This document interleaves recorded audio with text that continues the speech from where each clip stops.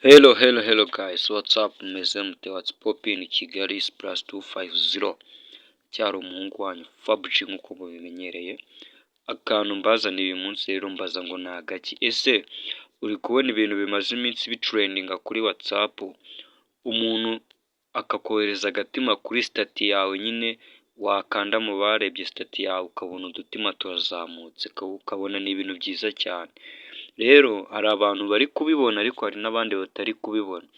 Ikintu rero utarabibona ugiye kujya ukora ntabwo uri bugikore buri gihe, ni rimwe uragikora nk'uko bisanzwe. Reka wenda mbanze nkabereka ku gatima. Urabona hano ndi muri WhatsApp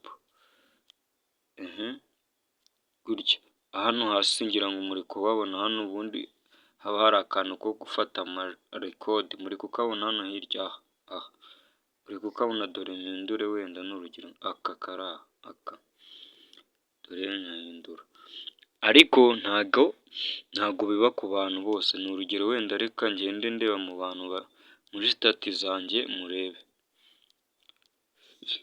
kubera ko ntago biba ahantu hose. Kamere kuri uyu nguyu kariho, uyu kariho, uyu ntakariho, ngira ngo murabibona, uyu ntakariho, bivuze ngo ntago WhatsApp ye iri update. Dore uyu nguyu we dore iri update, ngaka kariho, ngira ngo murabibona. Rero iyo ugakanze gutya gasa icyatsi. Rero iyo umuntu agiye mu bamurebeye stati gahita kazamuka nyine kinyurana mu dutima, ukabona ni ibintu byiza cyane rwose pe. Rero mubanze mukore update kuri WhatsApp zanyu, noneho utu dutima namwe mubashe kujya mutubona, kuko ni ibintu byiza cyane WhatsApp yongeyemo. Murabizi buri gihe WhatsApp yongeramo ibintu bigiye bitandukanye kugira ngo turusheho kuryoherwa nyine na application yabo ya WhatsApp, sibyo? Kuvuga ngo rero wenda nuko njye nta muntu uyu munsi ndabona nta muntu wakamaye, mba mberetse ukuntu biba bimeze. Uyu munsi nta muntu wampaye agakima.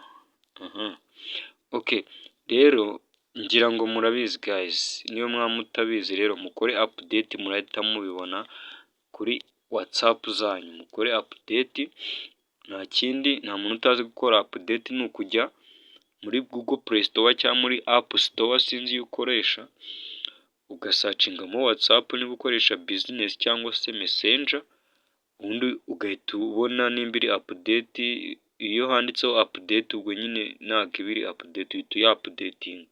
Iyo ubonye handitse open iba iri update, ugahita ukanda open, sawa.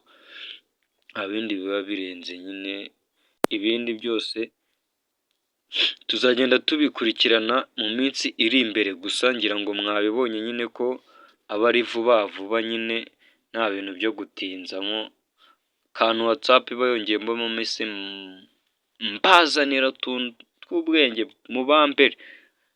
Sawa rero, mukore subscribe, mukore share, ikiganiro kigere kuri bagenzi banyu, ndetse na subscribe ni inkunga ikomeye cyane. Ndabakunda cyane, hasta la vista, naho ubutaha. Ariko mwibuke no gukanda muri comment mubwire ati aka kantu, mumbwire akantu muri comment mushaka ko nzabakoraho ubutaha. Ciao ciao.